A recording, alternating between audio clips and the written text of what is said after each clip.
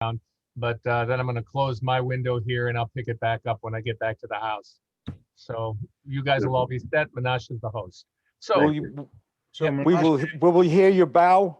you won't hear me bow out. No. So Menashe, you sequence the Refuah Shlema people as you see them raising hands after we get the introduction here. Okay, I'll try to do that. First of all, the Shiur is sponsored as per usual by David Jure in honor of a Refuah Shlema for Rabbi Hyatt and for in honor of Rabbi Grauman and all the members of the Shiur.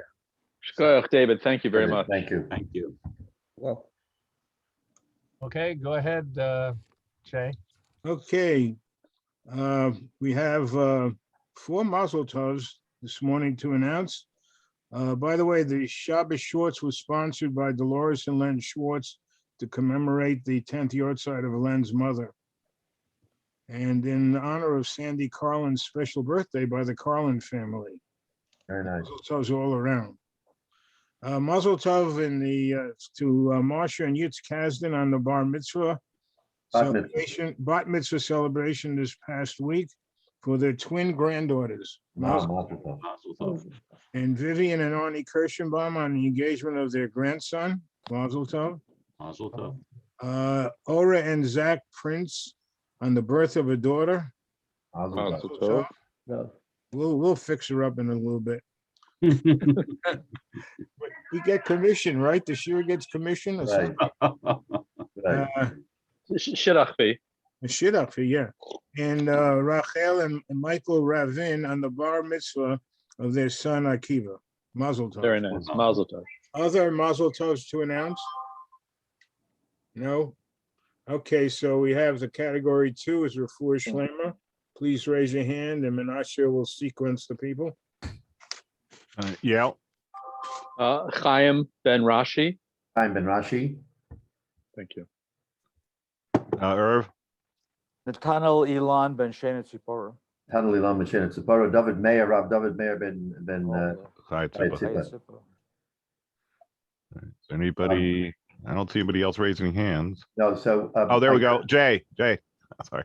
Okay, I've got 3 names. Gonan Ben Dalia, Guna Ben Dalia. Rave Ben Yamin Raphael Ben Rayut, Rave Ben Yom Rafael Ben Rayut. and Zev Natah Gadel Ben Rivka Leah. Zev Sega Zev. Zev Natah Nateh. Gadel Adel. Ben Rivka Leah. Ben Rivka Leah. Thank you. Chaim. Zev Ben Leah, Zev Ben Leah. Chaya Riva Bas Yehudis Devora. I read about Yehuda Tavora. Thank you. I got a text this morning that Hal Axelrod was admitted to Holy Cross. He has some kind of a impacted bowel, and they hope he'll be released in a day or 2. But I wanted to mention that, and it's Tzvi Ben Leah. For Shlema. Shlema. Also Yehuda Leah Ben Malka, Chana Bas Devora, and Chava Leah Bas Esther. Also, Udal Bat Rachel Udal Bat Rachel. and Eliyahu Chaim Tzvi Ben Milka. Eliyahu Chaim Tzvi Ben Milka. Thank you. Chaim? Chaim, you have somebody, you're muted. No, Oh, Chaim you said- got me. You got me. Thank you. Chaim said, yeah. All right. Before Shalema, then the Chol Yisrael. And also the victims of the tragedy in Meron. Yeah, absolutely. Our hearts go out to all of the 45 Yeah. who were killed, Navach, and all those who need a refuah shalema as well. Jay, it's Yale. Do you mind if I jump in for a minute?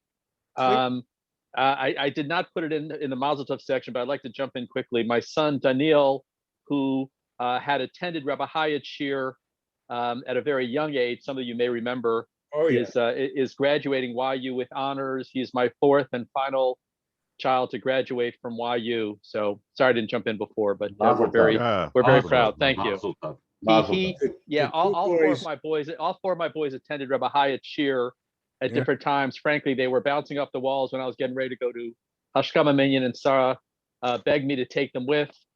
And maybe that's what helped them find their way to YU and No, graduate from YU. No question, no question. The learning they got there was first rate. Didn't hurt. Yeah. Well, I Anyway. still remember the two boys getting underneath chairs in the back of the pier I remember. and putting a screen in front of it. And I kept saying to you, Yale, and to others, all of the Torah is going into their heads. They'll retrieve it later as they grow up. Well, they All did. right. That's They did. wonderful. Yeah. Also, Yale, you get a mazel tov. I understand you're celebrating a 45th graduation from one of your. I heard from one of your classmates who said to me that Yale is great. That's not from high school, though, right? That's from elementary. That's from elementary, right? 1976. Because the academy didn't have a high school then. Correct. The academy ended. A little history. The academy ran through 9th grade, and the yeshiva was 10th, 11th, and 12th. Right. So you So you go to the graduate from academy ninth through grade. 9th, and then you do 3 years the yeshiva, and then you're done. So yes, Right. So I heard that this week. I said I have to give you a mazel tov. that's funny. That's Okay. funny. Yeah, it's bringing about some wonderful memories. Thank you. All right. I don't remember how many years it is from my high school graduation. I'd have to calculate. Jay, Okay. at some point, we look at different milestones, not high school. Right. Different milestones. We also have to announce, unfortunately, condolences to David Danash on the passing of his mother and Elaine Rubin on the passing of her father. And some of us, or maybe many of us, watched the funeral for the David from Morris. David Morris from East Teaneck, no? around Teaneck, that area Bergen County, yeah. Bergen, yeah, last 3 years. It just brings so many tears to everybody's Yeah, eyes. I heard part of the Hispatum there too. I did hear that, and it's a very tragic, very tragic. Yeah. And also, just one other kind of a late breaking: Shirley Franco's father passed away. On Friday.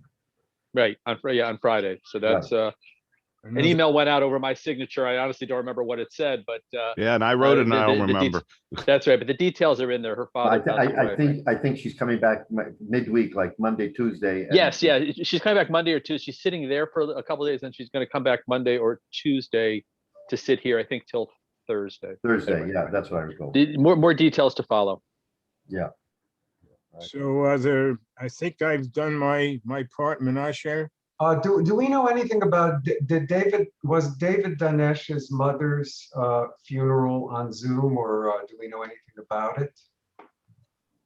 It was, but based on the timing, I confirmed actually the funeral was on Zoom, but it was like very shortly after I sent things out because the timing he was actually starting Shiva here before the funeral was out of town, and I'm not quite sure. I know he gave like a Confusing. 6-minute hesped, but that was, I'm talking about the burial, I'm wondering if that was, Where was she from?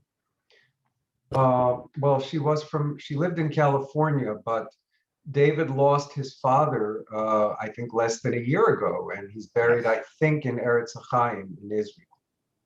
Uh-huh. So I'm wondering about the mother, but he gave a very short hesped, Menashe, if that's what you're referring to. But I was wondering about the burial because Nishkietz Gedacht a year ago, his father's burial was on Zoom from Israel. I see. I've not heard anything else. Okay, yep. All right, listen, you should have Nefumim, everybody should have Nefumim, and you shouldn't know from what side. Yeah, I think Menashe, I'm finished. And I think it's time for the rabbi to start. Okay, I think so. so we're gonna start, but before we start, I just want to remind Chaim. So did we do yard sites? I'm Yes, you sorry. have your side? Sorry, I didn't. I'm getting old, I keep No. forgetting things. I have to have a checklist now in front of me for Sunday morning. Okay, yard sites this coming week or recent yard sites? No, so again, I have my father's extended family Yeah, on Kaftes ER. The last time you had a shiur, Rabbi Grauman, a physical shiur, which was 2 years ago, you correctly astutely pointed out that the death machine was working overtime this week. Yeah. And So I have 6 names. My father's extended family. I'll just Alexander Sender ben Chana, my grandfather, Mansu Bas Gershom, my grandmother, Bluma Bas Yaakov, that's my father's wife whom he lost. Chana Bas Yisrael Ruve, my father's 3-year-old daughter.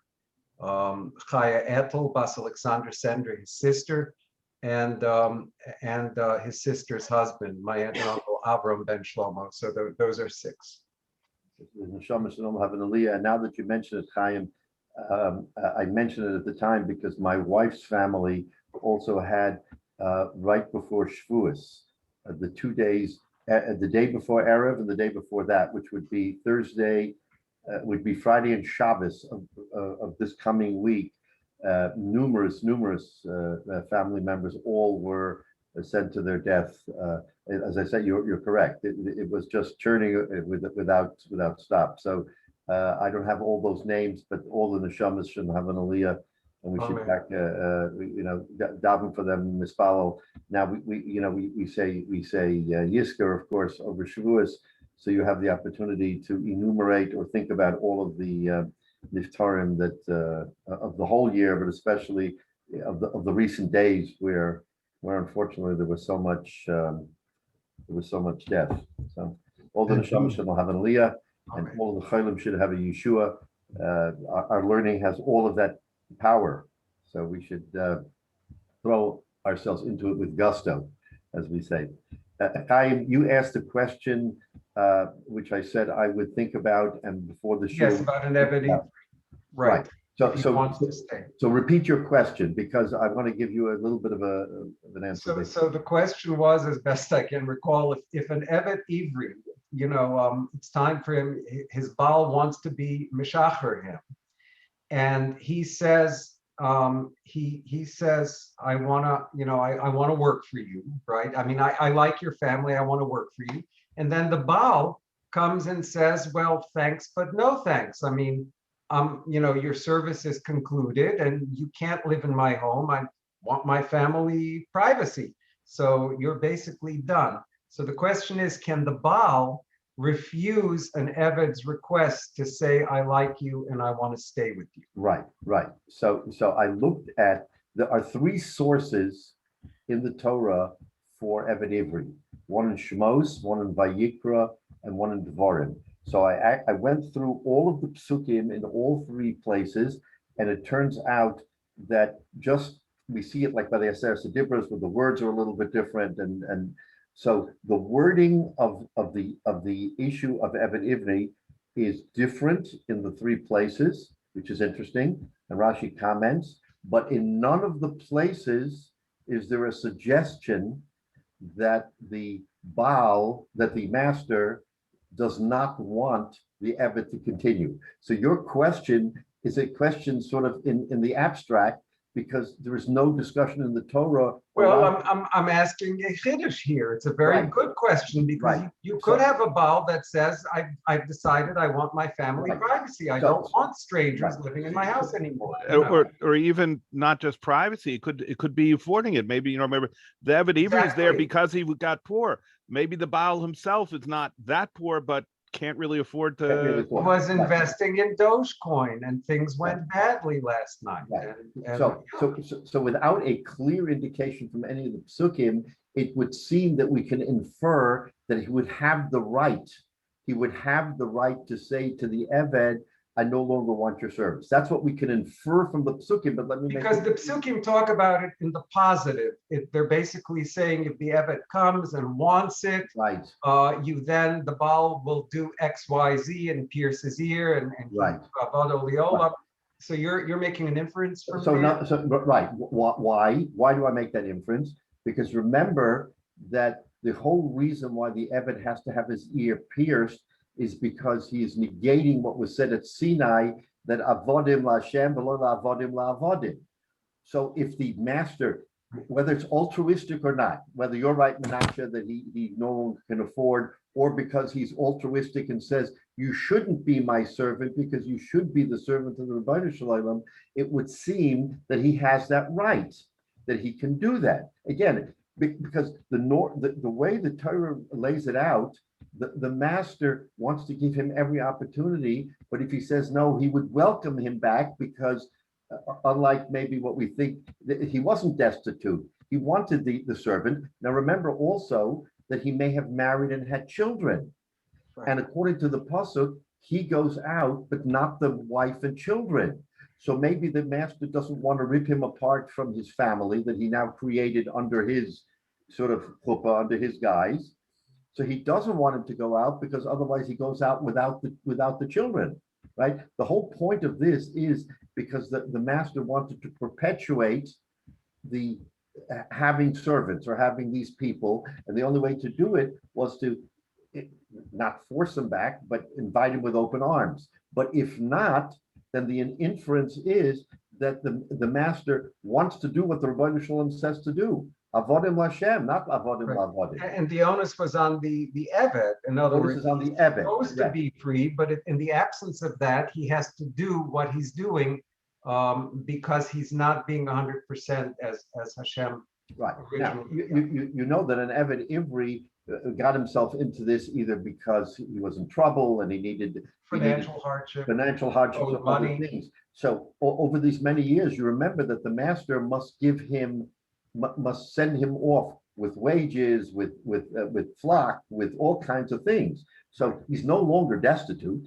He can go out and he can earn a living. Now, remember what we said, that sometimes there's a certain recidivism. If you're a servant for many years, you find it difficult to go back into the free world because you have everything taken care of by the master. So there's all these competing interests.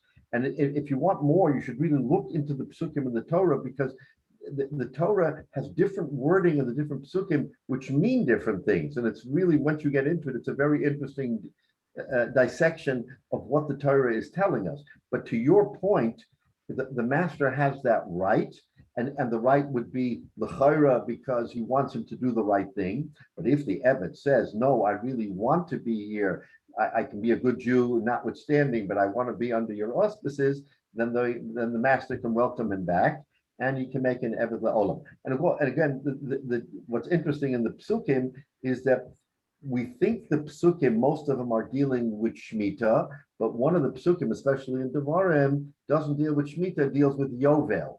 So now we have sort of an interesting dichotomy there. What are we addressing? Are we addressing Yovel, or are we addressing the Shemitah? 6 years, and the 7th year you go out. So anyway, it's not so simple, but to answer your question, I think the inference clearly would be that the master has that right and can do it, Right. but it was probably not in his interest, so he never really pushed hard. And the Torah doesn't tell us. Rabbi, do we know how common this ever happened? Again, from what the Chazal tell us, again, there's always the discussion in the Torah whether the Torah relates many of these things as an example or as a mashal for us, and in terms of how we should conduct ourselves. The Mekoshish Eisim, for instance. I mean, the Chazal tell us that didn't happen. There wasn't the Mekoshish Chilul Shabbos, but you had to have an extreme example of what Chilul Shabbos. What about the Sota? Was the Sota an example of what you should or shouldn't do, or was it actual? So you can look at it from different standpoints and ask that question.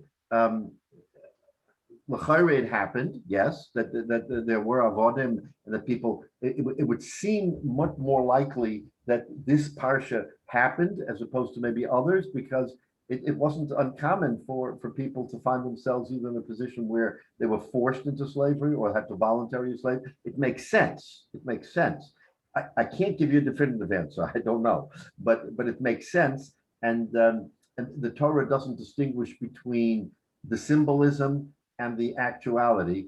The Torah addresses it ki'ilu hava, as if it happened. So now we it's only later on with Ruach HaKodesh, Mefarshim, whatever, who come back and say, no, this didn't really happen. But it says it more about the Mekoshish. It never said it about Eved. It says it about the Mekoshish Eitzim, that the Mekoshish Eitzim was not an actual thing, because the Hasra and everything needed, like the Ben Sorah Amora. The Ben Sorah Amora had to be so precise that you could say, from a percentage point of view, it may have been a minute possibility of maybe even less than 1%, because you have to look alike, you have to have the hasra, it has to be a certain time of the day. I mean, how likely is that to happen? But yet the Torah wants to tell us what is the Ben Sarah Mara. We should know. If it can't happen, why would the Torah want to tell us? Anyway. Rabbi? Yeah. In yesterday's parsha, there are a couple of psukim also about it. Yes, exactly. Exactly. About the distinction drawn between the Eved Ivri and the Eved Kanani. Right, you're not supposed to be. Specifically, you can't pile it on your Eved Ivri like you could on the Eved Kanani, which makes it sound, in relation to our discussion last week as to whether it was good or bad for an Eved Kanani to be freed. Correct. You could take liberties with an Eved Kanani that you would not be permitted to take with an Eved Ivri. Right, exactly right. And Bahar is one of the parshas that I was referring to as one of the three parshas that deals with this whole thing. So, but you see just from that alone how it's not simple. It's a complicated process, and that we do treat them differently. But still, I mean, in terms of just treating a human being, you can't take an Eved Kanani and just make naught of him, and that's not the Jewish way. That even with a non-Jew, there are certain basic respects that you have because they're also created B'Tselem Elokim, but yet there are differences as well. So, but you're right, David. That's very much the one of the sources. All right. So last week on Yud Testament Aleph, we talked about Eved Ivri, Eved Kanani, as Shiur by the whole parsha of Shiur, and we finished that section, and we started the last section of the Mishnah, or the last group of section, which dealt with deathbed wills, which I'm going to review and then go forward because it's a fascinating discussion on how we deal with this whole issue of deathbed wills. Now, let me remind that I said that there were three different forms of giving that the Gemara talks about. We talk about a deathbed will. Again, halachically, there's a question whether a will has application in Jewish life. That's a separate matter. Talk to your local rabbi about how do you write a kosher will. Separate matter. A deathbed will, which we have in the secular world in common law, is an exception to all the rules. Because even if you take the position that under halacha you can't write a will, which is a separate matter, you can do a deathbed will because there the thought is that if you don't allow someone who is, let's say he's a goses, let's say he's in his last stages of life, or it looks like he's going to die. Because remember, he can have a recovery, and then there's a whole different discussion which we will address. But if it looks like he will die, you don't want to you don't want to annoy him, as it were. You don't want him to feel strained that he isn't able to make decisions on his nechasim while he is in the throes of dying. Therefore, we relax the rules and we say, yes, if a daitike, you can do a deathbed will, you can make your wishes known. It doesn't require a kinyan, no kinyan, which of course everything requires a kinyan, no kinyan, and you can make decisions. Now, there's also a magic formula for what you have to say in order to make a deathbed will. And again, we'll talk about that magic formula in a second. But the point of the formula, which you'll see, is that it gives it's an utterance that the person who is in this condition can make, but it's an utterance that he can take back. That's what makes this deathbed will different than other documents or other conveyances, is because it has a right of retraction. So that's called a daitike. Then we have something called a matnas bore, a gift of a healthy person. I can give you an outright gift. It belongs to you. I have nothing to do with it. I've given you a gift. That's the other extreme. The third possibility is a matnas bori keilu shchivmara. In other words, it's I give you a gift with conditions similar to the deathbed will. That's a third form of giving. What does that mean? And the Gemara will tell us, for that you give it, but you give it with the same condition that you give a deathbed will, which means right of retraction. A gift with right of retraction, as opposed to an outright gift. Those are the three categories we're going to deal with in the Gemara, and the Gemara will treat all of them and tell us in detail. So we started last week, but we have to go over that and then continue. So Gemara says it's the second wide line. What daf? Yud Tes Amud Aleph. Yud Tes Amud Aleph. Near the bottom, second wide line. Daitiki Matana. Daitiki Matana talks about Daitiki, talks about Matana, talks about a shover, which is a receipt. But now we're going to focus on the Daitiki. Tana Rabbana. So Tana Rabbana, the rabbis learned. Ezehi Daitiki.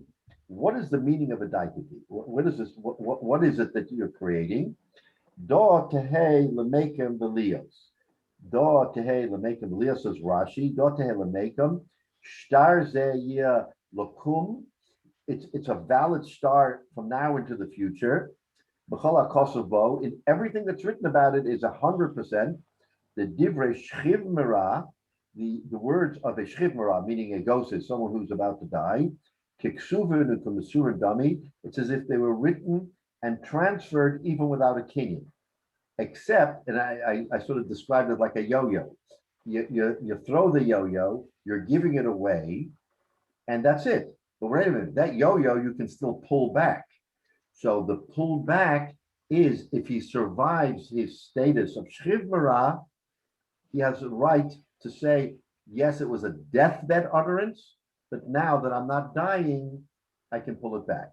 So it's kind of, you have your cake and eat it. If he dies, he dies, but at least he's given what he wants to do. But if he doesn't die, then the whole point was, I only wanted to give it away that way because I was dying. Now that I'm not dying, I don't want to give it away that way. So that, and we'll see, again, we'll talk about the Lush in a minute. So the Tola make him belios, says the Gemara, she'im meis nechosiv leploni. That if he dies, then his nechosim are to so-and-so. Now, the Gemara is now going to explain to us a matana that is like a shchiv mera. Matana, what is a matana? According to the Gemara's interpretation, matana, culture kosabo mahayom la'achamisa. In what the Gemara is telling us, that a matana they're describing as giving it today, but only applies after death, meaning you are the owner, but you have no benefit until after death, right? And by the way, that's what a shchiv mera. In the case of a shchiv mera, he gives it, and the person who receives it is the owner, but can't use it yet. When can he use it? After the person dies. So in that period of time, it could be an hour, a day, a week, who knows?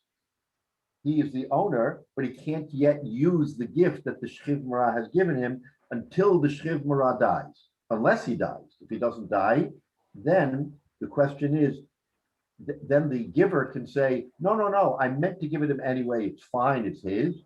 Or not so fast, I want to take it back because I want to use it, or now that I'm not dying, I want to rethink my position and what I want to do. So that's the condition. And this matana that the Gemara tells us about, culture alma. So according to this interpretation, by a gift, if he wrote it from Hayom Lachamisa, Hudikani, Ilo Lo Kani. But if he doesn't die, then he's not Kani. Then he's not Kona. Okay, so that's what the Gemara is telling us. And then we said, Omar Abaya wanted to clarify. Hachi ka Omar. This is what it means to say. Ezehi matonet bari shehi b'matna shchiv mera. What is a matonet bari of a healthy person? Not a deathbed. A healthy person gives a gift, which is like a shchiv mera. The lokani ela la'achamisa, kol shekosabo mahayom la'achamisa. So, in other words, a gift that is like a shchiv mera is with a conditional gift. I'm giving it to you today, but it only is chal achamisa, right? So that we understand. Now let's take a look at Rashi, because Rashi will clarify for us.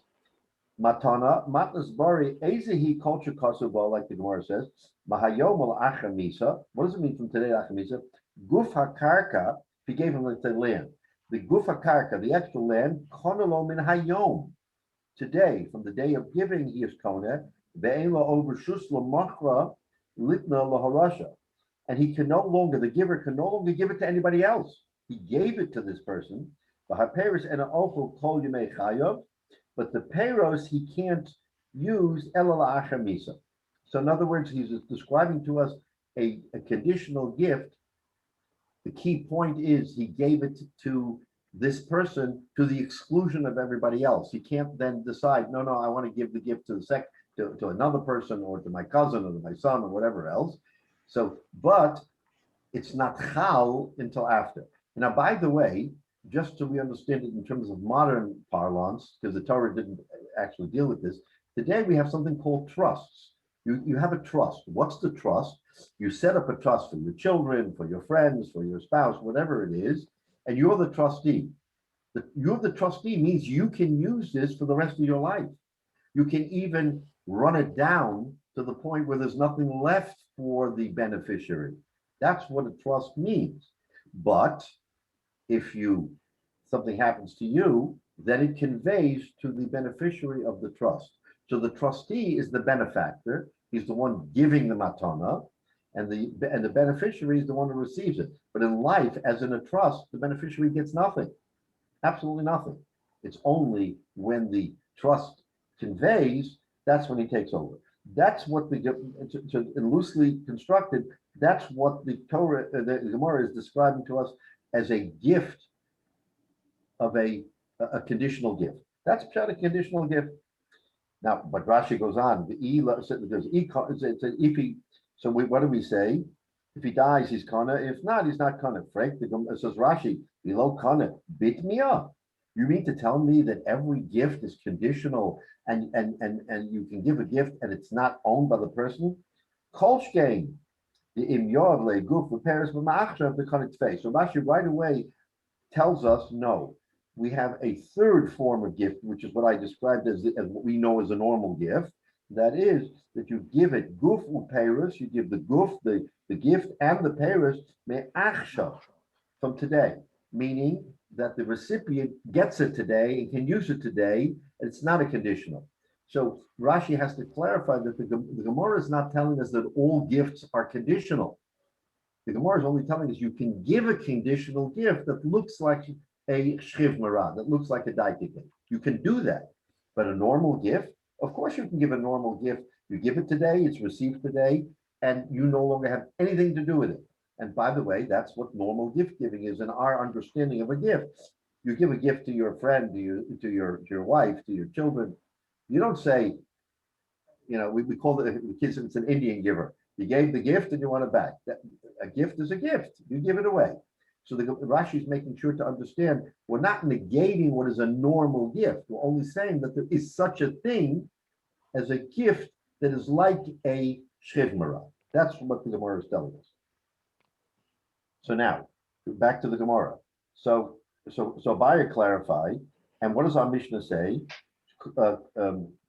Tama de tanu. So the reason why, so now you lost this daitike. The daitike was found in the street, and now we go to Bezdin. So what do we do with this daitike? Who do we give it to? So if you find this daitike and you go back to the person who gave it, and he says tanu, fine, you give it. But if he says, no, I didn't, then we don't give it. In other words, you establish, since you found it, you can go back to the giver and say, did you mean to give this? And if he says yes, yes, and if he says no, no. That's our Mishnah, by the way, in Yud Ches Amud Aleph, and that's what our Mishnah tells us, that it all depends now that you found it in the street. If he says tanu, fine, if not, not. Correct, the Gemara of Raminu, we have a brisa which says Motza daitik is apotikos umatanos. If someone found a daitik or a apotika, which we said was a shibud, meaning a document that pledges land, umatanos or gifts. Afal pisha shneim modim lo yaksa lo zeh v'lo lo zeh. It's a beferish brisa that says you cannot return it not to the giver or to the recipient. You can't give it to either. Why? Says Rashi. Rashi gives us the actual example, which is critical for our understanding for the rest of the Gemara. Why should you not give it? Why? if you can't give it to the giver or to the receiver, it makes no sense. Says Rashi, lo yachzer, for the following reason. Shema kosva lazeh. Let's say that a person gives it, there's the giver, and then there's Reuben and Shimon. So Shema kosva lazeh. So the giver gave it to Reuben. Below mosalo, right? So he wrote it out, and he didn't yet give it to him. Lo zocha bekarka. So he's not zoiche in this karka because it has his name on the star, but he didn't give it to him. Why? Because other than in the case of a daitike, let's say a matnas bare, which is like a daitike, you actually have to have masira. Remember, a daitike doesn't need masira because, again, for the reasons that we said, that the person on a deathbed, in other words, he won't give a kinyan because he doesn't have the time, and you don't want to make him feel badly right before he dies, so you allow it without a kinyan. But a regular gift, even if it's a conditional gift, requires a kinyan, and he didn't give it to him because of la'acher. And then he writes a second star, which he gives to a second person. Umosalo hashtar, and he gives him the star v'zochabo, and the second person is zoche in the karka. Ubor lachso bo min hasheni. Now, all of a sudden, this document is lost. So we go back to the giver, and it says, to whom should we give it? So he thinks about it and says, you know what? I made a mistake giving it to the second person. Second person really should be the recipient because he was zocha, because he received it. But the giver says, you know what? I made a mistake. I didn't mean to give it to him. I really want to give it to the first person. But remember, the first person never got it. There was a document, but no receipt. So he wants to retrieve it from the second person.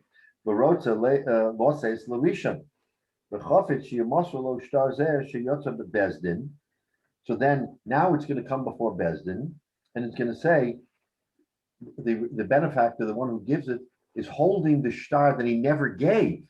And he's going to show it to Bezdin.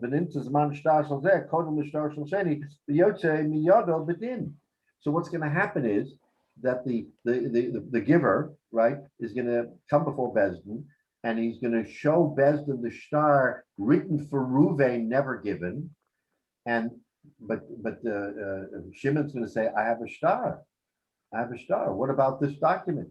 He's going to say, but wait a minute. This document was really given to, it never was given. But he's going to say, I gave this to Ruvain. Take a look at the date. It says, was Chodesh Nisan. The second one was Chodesh Sivan. Wait, so Nisan comes before Sivan. I gave it. He didn't. But he'll say he did in order to upend and uproot it from the second person who is now the legitimate owner. So because of this scenario, says the Gemara, Lo Yachze, in that Brisa says, Lo Yachze, Lo Zeh, Lo Zeh, because we're choshed that since this person, there are two, what appears to be two documents, he never gave the first. Now, remember from our previous learning that this chash isn't new to us because the Nisan Tishrei scenario was raised time and time again in the Gemara as a possibility of what might have happened in this scenario. Wrote it in Nisan, gave it in Tishrei. And the Gemara constantly worries about that and therefore defends or answers questions by saying, here's how we're going to avoid the Nisan Tishrei scenario. This is similar to the Nisan Tishrei scenario because regardless of what the dates are, one is a predated and one before the other. And the one that was predated was never given. So it's the same as the Nisan Tishrei situation. Says the Gemara, lo zeh v'lo zeh. Just like the previous Gemara said, you don't give it to either of them. You can't give it to either of them because we're choshed that the giver had charata and didn't mean to give it to the second person and now is upending what he gave to the first person. So that's the stira. That's the kasha, because why does our Mishnah say, if he says Tanu, give it to him, simple. He says Tanu, you give it to him. But wait a minute.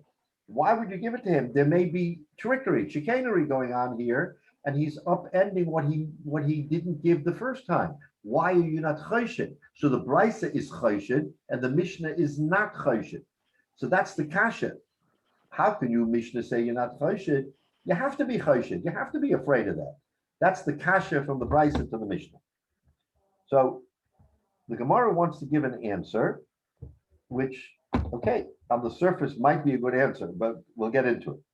Omar Rav Abba Bar Mamel, the very last line, Rav Abba Bar Mamel says, Lo kasha. There's no stira between the Mishnah and the Brisa. Why is there no stira between the Mishnah and the Brisa? Why? Because the Mishnah, Lo kasha. Why is it? Was it no kasha? Because the Gemara says, Ha babari, ha b'shchiv mara. One scenario is dealing with a healthy gift, meaning a normal healthy gift, not a gift similar to a shchiv mara. Not that. The regular gift that we know, where you give it and immediately it becomes the owner, it becomes ownership of the recipient. No conditions. One situation is babari, ha b'shchiv mara. Rashi, ha babari, shahaya shtar matana bari. It's a regular shtar matanas bari. The lokasav bay, kidikatsa varami ba'arsa, kidin shekosim mishtar matana shchiv mara. He uses a different lashon, but it means the conditional language. It's not that at all. It's a regular gift that he gives outright. Now, it's interesting, by the way, in the time of the Gemara, you see that gifts were given with shtaros. We don't do that today. Today, when you give a gift, do you write a shtar? We don't write a shtar if you want to give a gift to a friend or to a spouse or to a child or to a parent. You give it. You just give it. You do it with a kinyan, but you give it. It seems in the time of the Gemara, it was much more common to write shtaros matanas, which is different than us. So in other words, we have to think about that you wrote a shtar to show that you gave the matana, which in a way makes sense because now you have definitive proof, not just my word, oh, I gave him a gift. How do you know? Just because he's holding it in his hand doesn't mean I gave it to him. So it's harder to prove today. Then you had a shtar. Anyway, so the Gemara says that, so now what's the chilik? The chilik is as follows, that our Mishnah, which is talking about if he says tanu, you give it, or not tanu, that deals with shchiv mara. We're dealing with a shchiv mara, with a person who is right before death. So that's why we say, if he says tanu, you can give it. The Brisa is speaking about a bari, about a healthy person, and for a healthy person, you do not give it. Why? We'll find out in a minute. But that's the chilik that the Gemara wants to give and makes a distinction between a bari and a shchiv mara. So now let's understand. Mas Nissen, our Mishnah, the Ketani, which learns and says, Ha Ama Tanu, that you should that Tanu, that when he says Tanu, you give it to him, is b'shchiv mara. What? Davar mahadahu. Why? Because it's something that can be retracted. So in other words, since you can retract it, right, then the Gemara is interpreting that to mean that you can't create a false situation or a fraud because there's a right of retraction.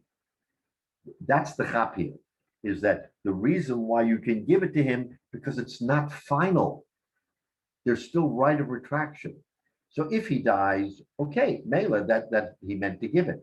But if he doesn't die, then he has a right of retraction. So we're not worried that there will be a fraud here. That's why the Mishnah says, Tanu, give it to him, because that's what he intended. But if there's something not right here, don't worry about it. He'll be able to retract. Now, so the Gemara is going to explain the Omrinan, because we say, my ikalamema. What's the concern? What's the fraud? What could possibly happen here? Okay, now we talk about the scenario we just said in Rashi. Maybe he wrote it to the first person, the Ruvain, va'amlech, and he paused, v'lo ya'ovanele, and he doesn't want to give it to him. V'hada kosvel in a shachrina. Now he gives it to a second person. So now there's really some kind of a fraud going on here because he really meant it to give it to the first person, didn't give it, gave it to the second person, right? Yovanele, and he gave it to him.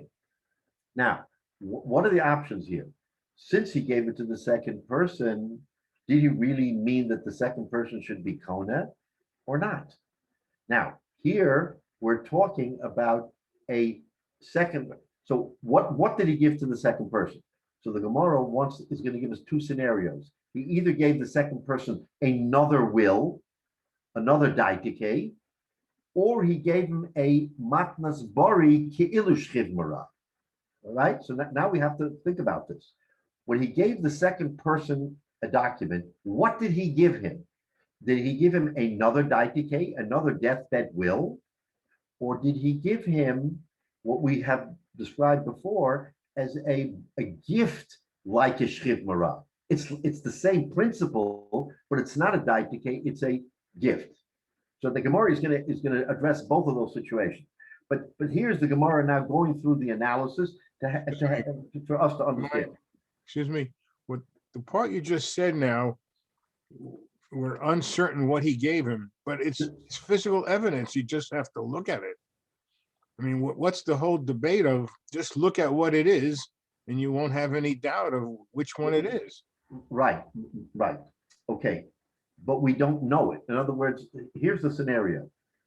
The Shchiv Mara gives a document.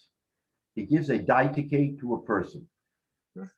That daitike got lost. Right? We found the daitike. We worry, did he give a second document, which we don't have? But we're now wondering, did he in the interim give a second document, either another deathbed will or a gift like a deathbed will, but we don't know what it is, Jay, because we don't have it. But somebody can answer the question by looking at it. This other person just has to look at it. I mean, it's not like it's a mystery. No. That's why I didn't follow why there's such a doubt about it when in fact it's in the world and somebody looks at it and he answers a question. You're 100% right, but we don't have access to it. He lives in Nebraska. Okay. He lives in Eretz Yisrael. He's not here. The Gemara is just declaring, what if when this document got lost, it wasn't really lost. He didn't mean to give it and gave a second document, which we don't know what it is. Rabbi? Yeah. Because this is starting to get into my field, my area. So let's say a Shchiv Mera gives a daitike, right? Right. He makes a deathbed will, and then a day later, 2 days later, he's still a Shchiv Mera. He writes a more recent deathbed will. Does the more recent document replace the earlier one? In other words, can he make a second, more recent document that upends the first? The answer is yes. Why? Because by its very definition, the document is not permanent. Got it. So if that's the case, so if he can do a more recent document to upend the first, then how is, in other words, even if we return, even if we take that original document and give it to the person, there still could be a more recent document. We're concerned that he may have changed his mind. That's true. He may change his mind, but he can change his mind whether that original document finds itself in the hands of the correct person or not, is my point. And you're 100% right. And that's exactly why he's explaining. That's why the Mishnah says, give it back to him, because there's no harm. No harm, no foul. Because he could change it. If there was another document, it's okay. There's another document because he has a right to retract. But if he didn't give another document, then this person would get it. So what you're doing is this. That's okay. You're saying that the document is lost. Give it, and the benefactor says Tanu, give it to him. Our kasha is, why Tanu? There's a second document out there.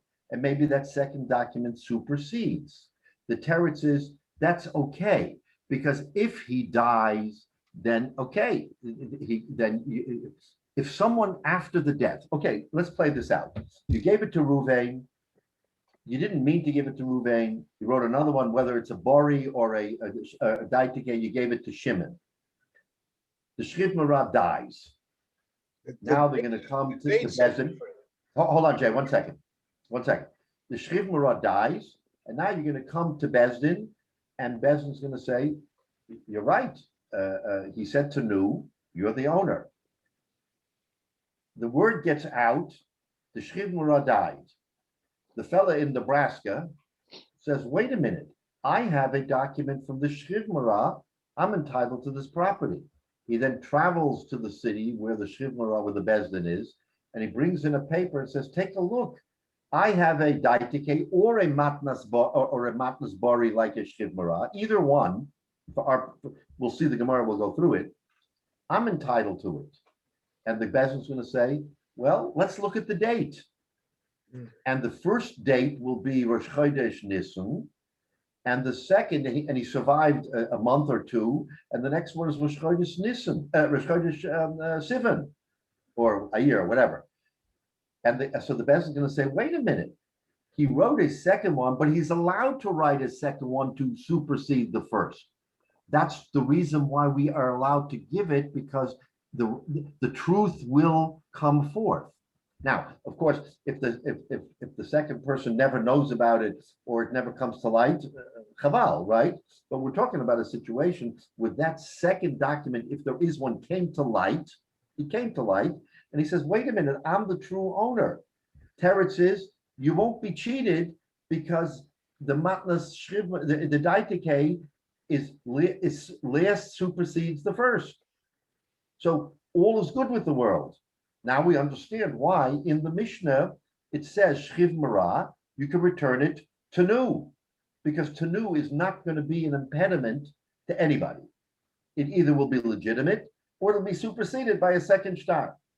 The Gemara just is unclear whether that second shtar is a gift or another daitike, and we'll just go through it in a minute, but the result is the same. So I jumped ahead because of Yale's kasha, but you're 100% right. At the end of the day, the truth will come out. So we're not worried. So that's what this Gemara is telling us. So now the Gemara says, if the second document was a matnas bari, which is what? A gift akin to a Shriv Marah, to a Yohavle, Leslie Pseda, he will not lose the second person. The Chinofke Tarta, right? Because when you give two, Basrais is Zachi, the second one is Zeiche. The Hodabe Kamaisa, because he retracted the first. So in other words, the second will always win out. That's if you say it's a matnas, Iba matana Shriv Marah, and if it's a matnas Shriv Marah, not a daitike, nami yovane lele bo.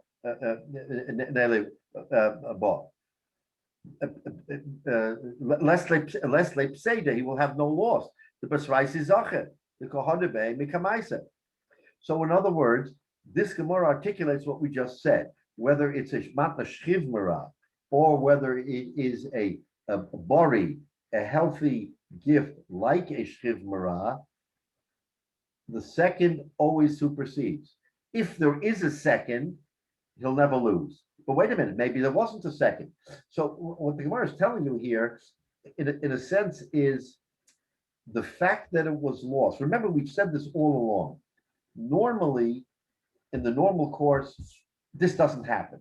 Why? You give a daitike, you have the daitike, everything goes keseda.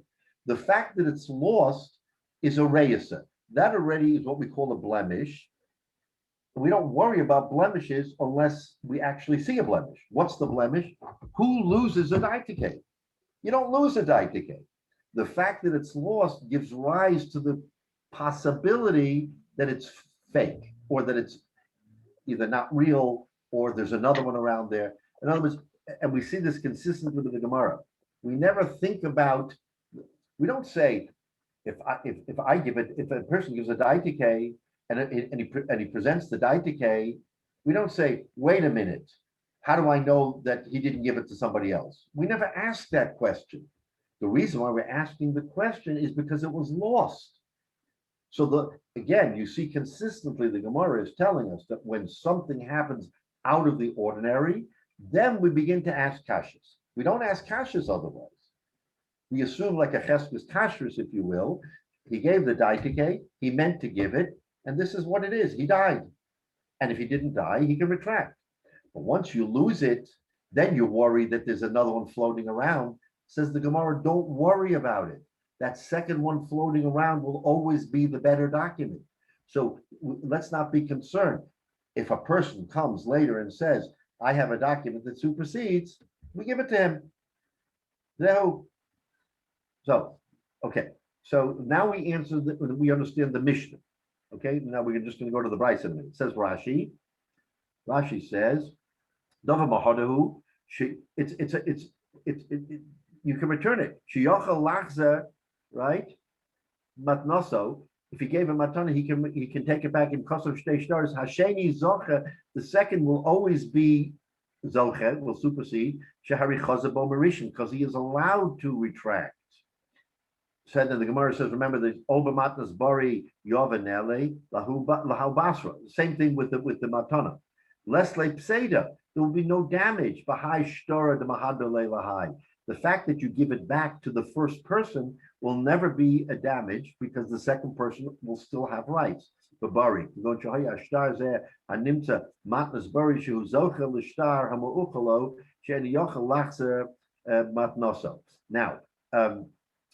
Now, there is also the possibility that the second shtar that he gave was an actual matana, not a matnas shchivmara, not a gift akin to the shchivmara. It was an actual outright gift. In other words, he wrote a daitike, didn't give it, and then he said, you know what? I want to give an outright gift to my son. And he gives him an outright gift, and the matnas, the daitike was either to another son or to someone else, whatever the case may be. So is the son going to be cheated? No, because he will come with the latter document, and we say that the latter document is always it supersedes, right? Or yehivna le'inish achvina lesle pseida b'shtora because was hashta demand the kodim shtora zacha, right? Okay, so that's the Mishnah. What about the Brisa? The Brisa we're saying is where it says lo lazeh v'lo lazeh, you don't give it to either. Kikatani bebrisa afal pi sheshneim modim lo yachsa lo lazeh v'lo lazeh. So that says so the Gemara explains this babari. That's speaking by a regular gift, an outright gift, not the gift that is akin to the shivmara. Babari, the lav bar mahodahu. There is no retracting from that gift, right? The omrinan, because we say dilma kosva lahaimi kara. Same scenario. He wrote to the first person, va'amlich below yovale, and he retracted in his mind and he didn't give it. V'hada kosva in a shachwina, and he gave it to the second person, the yovle, and he gave it to him. Hashtek or hodabe mahudi yovle. So now he has charata and he wants to take back what he gave. And this is in his mind. Mahada velomatzina hadrana, right? And we don't know. We don't know anything because we don't know what happened. So ki omalahu, when he says to Bezdin, the anola hayahavta, I gave it to this person, but the hadinale kosva, right? So he will be able to confirm the fraud because but he really gave an outright gift. The first gift was a non-retractable gift, but since it wasn't given, the second gift that he gave, which was false, you can't give a gift and then give another gift, a healthy gift I'm talking about. The minute the first person gets the gift, he is no retraction. He made a mistake and said, no, I didn't really mean it. So now he has an opportunity of perpetrating a fraud because the document was lost. He's going to say, I really meant to give it to the first person. He gave it to the second person. First person he didn't give it to because he held it. He gave it to the second, and now he wants to retract. So now here's what the Bezdin says. The Bezdin says to him, Anan hai kasva lo yavinale lahai. We're not going to give it back. Dilma michtav kasva miyav lo yava nele. Right? We're going to say, no, maybe you wrote it but didn't give it. V'yavta l'inish achvina. If a kahadras bay and you gave it to somebody else and now you want to retract, the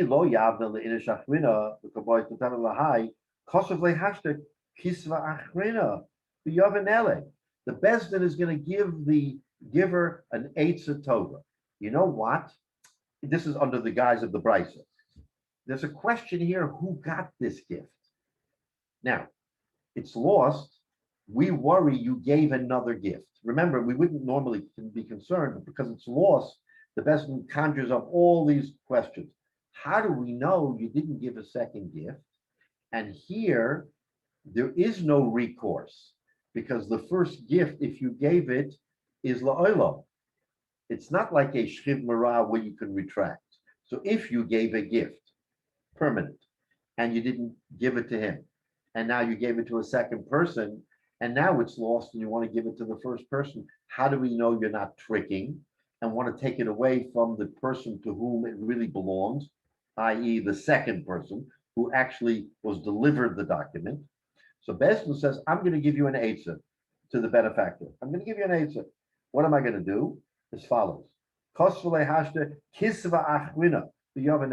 Write a new star and give it to the first person. He's the one you want to give the gift to, right? Forget about what happened before. Write a star and give it to the first person, and you will have accomplished what you wanted to do, because you want to give it to him. Now, what is the Bezdin really saying? Bezdin is saying, the Yove inish lachwina less pseida. If you really gave it to a second person, he won't lose. Why won't he lose? The kodem zochi, because the second person will have a document that predates the new star that he's giving. So you see the chap. In other words, we're talking about healthy gifts. You gave a healthy gift. You wanted to give Reuben a healthy gift. You didn't give it to him. You held on to it. You gave it to Shimon. Who is the real owner? Shimon. You lost it. The Brisa says, don't give it to anybody. Why don't give it to anybody? Give it to him. Teretz is, since it's something that's the olam and is not retractable, and since you lost it and we don't know, maybe you gave a second one, we're not going to allow you to do it, but we're going to give you an eitzah tova. Since there is no second one in the picture, by the way, he's in Nebraska, he's not here. If there ever was a second one, that's the clear. Was there a second gift or not? So the Bezdin is going to say, you know what? Here's how we're going to protect the second person if there is a second person. You're going to write a new star to this person who is the first person who you want to give it to, who you say you legitimately want to give it to you. There's a second person. We're not worried about it, because if the second person ever materializes, he's going to bring a star that predates the new star that you've now given to the first person. So the second person will never lose out. If there is no second person, then you've given it to the right one. You've given it to the one that you said you want to give it to. But if you want to perpetrate a fraud and have charata from giving it to the second and give it back to the first, that won't happen, because the second person, if and when he learns of that something's going on, he'll come back and say, wait a minute, I have a gift from this benefactor that's dated Rosh Chodesh Nisan. You gave a gift, an outright gift on Chodesh Sivan, and gave me an outright gift on Chodesh Nisan. You can't do that. That's why the Brisa says we're dealing with a bari and we'll never worry. So the answer to the stira is that our Mishnah, which deals with Shchiv Marah, deals with retractable shtaras, and retractable shtaras will never harm the person, the last person, because the last person, if there is a last person, will always have kedima, because it will show, because the last person has a right to it, because the Shchiv Marah has, or the bari has a right to retract.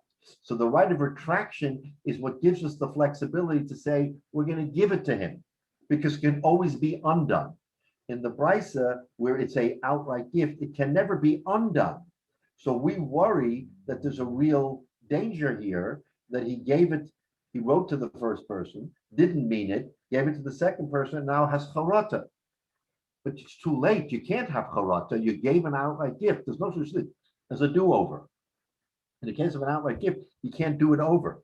So therefore, that's why the Brisa says, Lo yachza lo zeh v'lo zeh, and the Bezdin will give him an eitzah. You know what? We're unclear what happened here. Go ahead and write another star. Don't worry about it. Give him a star. If he's the recipient that you mean to give it to, the star, what's the difference? You gave him one in Nisan, you'll give him one now in Iyar or Sivan. But if you committed a fraud, and you're undoing what you legitimately did, that will come to light when the person comes to us, and he'll bring the shtar, and we're going to see that it was undone. So that's the answer to the stira between the Mishnah and the Brisa, while the Mishnah says tanu because we're dealing with a shchiv marah, and where the Brisa is dealing not with a gift akin to a shchiv marah, but an outright gift which has no retraction rights, and therefore we always want to protect the second person. The question is, how do we protect the second person? In the case of a shchiv marah, we protect the second person because the second person always is the rightful owner because it shows that he undid what he's allowed to undo, right? He undid the first will, the daitike, and he's giving it legitimately to the second. But in the case of a matana, you can't undo, so we have to protect all the parties. Either there wasn't a second and he can give it or not. All right, so that's, again, we go through this very carefully because we see the differences between a bari, a healthy gift, an outright gift, or a daitike, or a gift of a bari that's like a daitike with conditions. As long as there are conditions, we always say there's flexibility. Once there's no longer conditions, now we have to be much more careful in what we do, and that's why the Bezdin says don't give it to either party. Okay, let's do Rashi. Then any kashas?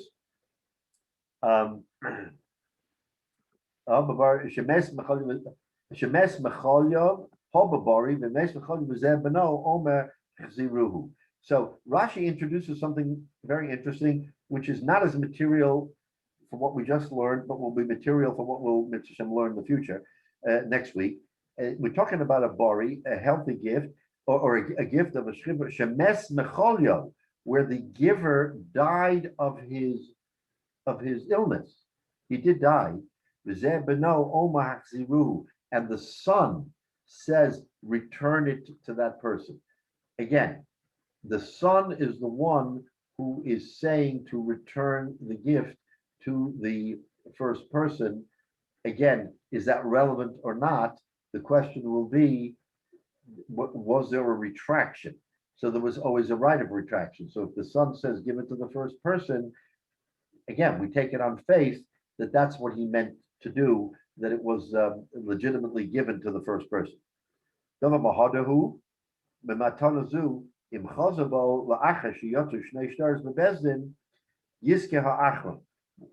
second one will be Zocher. Why? Because he will have the date. So iname yave shuv le'ina shachvina b'matnas bari lesle pseida lahu basrai b'hashtore the mahadvele lahai, because he's giving it to the second person. Kosve iu. So the Bezdin says kosve iu haben. He should write the new shtar because remember the father died. Who kodem she'eshtoro kodem, given the mes aviv mecholyo zocha mishnas nalo. When he's giving him this new shtar, the first person will be zocha to it because that was the proper intent. So in other words, the son is carrying out the intent of the father, and Bezdin says to him, write a shtar to this person because he's meant to get it, right? Okay, so that goes to the next tomorrow. So again, we understand all the nuances here. And why the Mishnah says what it says and why the Brisa says what it says. And so we'll stop here. But we're going to see next week that it's not so simple because there is still a problem with doing this. And the Gemara will ask a kasha that will sort of undo this, and we'll have to go through another different scenario than what we have here in the Gemara. But I hope it's clear. If there's any kashas, let's ask them. Because next week we're going to pick up and go into the kasha of why this whole scenario is not valid. So now that we've established this whole parsha, the Gemara is going to say, "Wait a minute, it's not valid." Okay, but that's for another day. Thank you, Rabbi. Next Sunday, Erev Shavuos, we'll have a shiur in the morning, and we'll have an opportunity then to have Matan Torah in the evening. Sure.